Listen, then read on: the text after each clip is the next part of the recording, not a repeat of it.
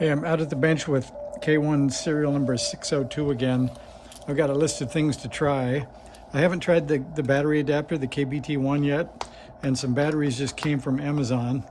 I got these fancy, fancy Bonais. They're 2800 milliamp hour, and yep, they're nickel metal hydride. So before somebody says I'm backward and I should get lipos, the cheapest lipos I could find were 4 for a 1784 or 446 each. So if I got 24 of those, that'd be $107. And I got 24 of them for $35.99. So I'm going with the nickel metal hydrides just because they're good enough and cheap.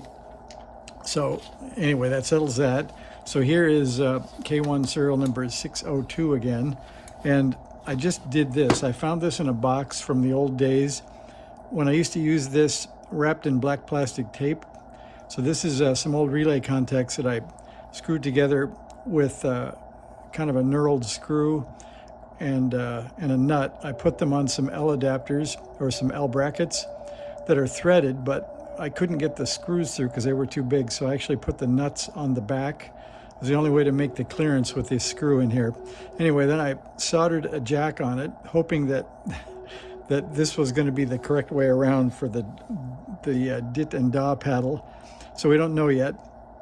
So I'm going to put this on Mr. 602, and we're going to hope that we've got maybe the poor man's solution to the KX1 or something, because it will have its paddle on the front in a kind of a, not quite bulletproof, but kind of protected under there. So we'll see if that works. So the way I did it, I just soldered the jack directly on.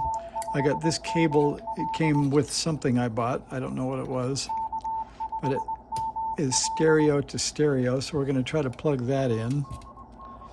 So that gets the key out of the way. And we've got to get the back off and get those batteries in. I haven't tried this battery adapter yet.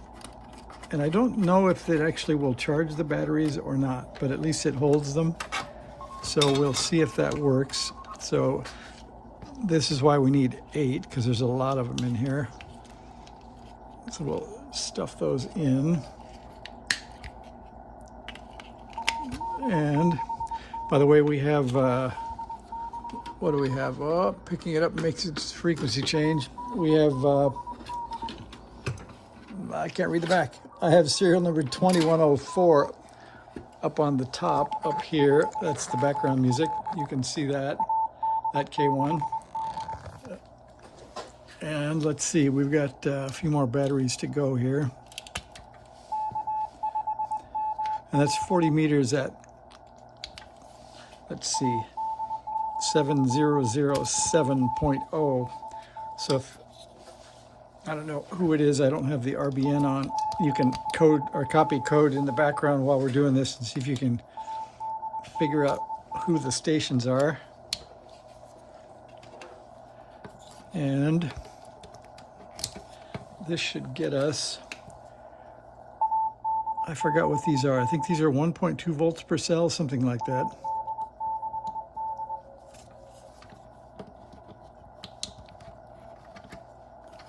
Well, they're not easy to stuff in there. Okay, that gets them in there. And the wiring on the side looks pretty clean. The diode's in there. Doesn't seem to be a way. I think the later ones, I think there's a tube you put around them to keep them from shorting, but it looks like we're in pretty good shape. So we're going to turn this on and see what happens. Well, that's cool, that works. So then let's see what voltage we get. That's 2 pushes, 10.7. So with that diode in there, I think that's what we're supposed to get. We can, let's see.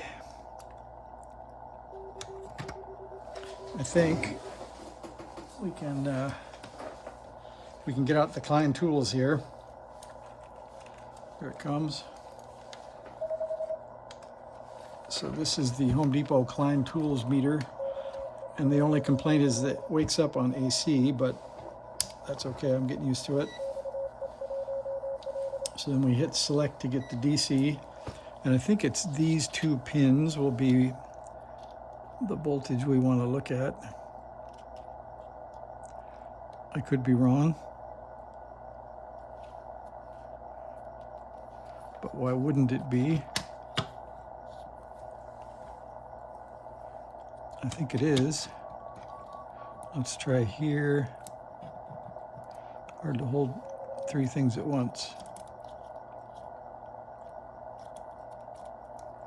We're not making it, Captain. Let's see, is one battery good?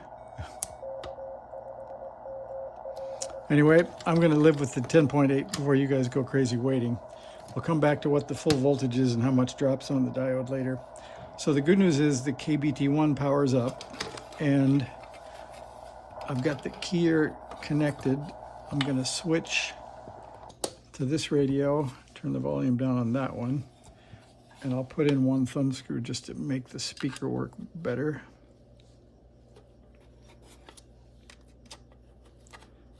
That works. And then we're going to see if this keyer is, if it's reversed or forward. But the good thing is the K1 has keyer reverse. So we'll take this away. All right, so let's see if it's a keyer or not. So we expect, let's see, we expect the dit pedal to be on the left. That's a good sign. So I think we have a working keyer. That's kind of cool.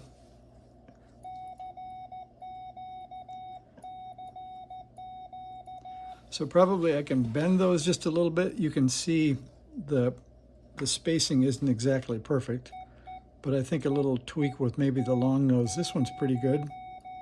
This one's a little bit long. I don't know if I give that a shove. That seems to be okay. They're stiff enough. I think they might hold their position. That seems pretty good. So this is K1 serial number 602.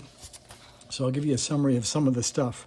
So the thumb screws on the side came from Amazon. Those were 4 1032 times ½ inch for $10.59. The brackets I think are about $3 at the hardware store.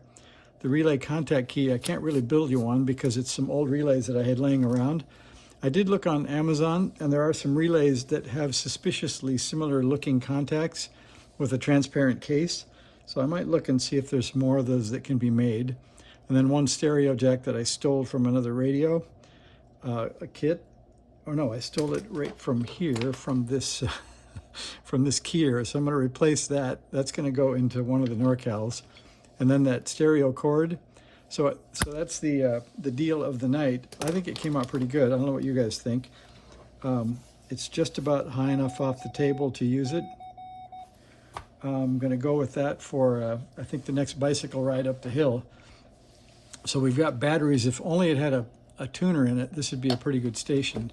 So I'll think about looking. I don't know if KBT1s ever come up online or not. I'll look for one of those and see if we can make this into a whole station here. And that would give it, this one is 40, 30, 20, and 15. So it's a pretty good combination. And I think it's just about done now. We got the dial tuned up yesterday. I think it puts out a reasonable amount of power. I think I'm good enough with the quick tuning that we ended up with. I think we measured that yesterday. It's a 100, what is that? What do we decide? 173 kilohertz from end to end. So it's pretty quick tuning, but it's tunable enough with the filter open, and then you can narrow it down, so it's pretty good. Anyway, that's serial number 602 for the night. I'm going to try to get on the air and see what happens. Thanks for watching.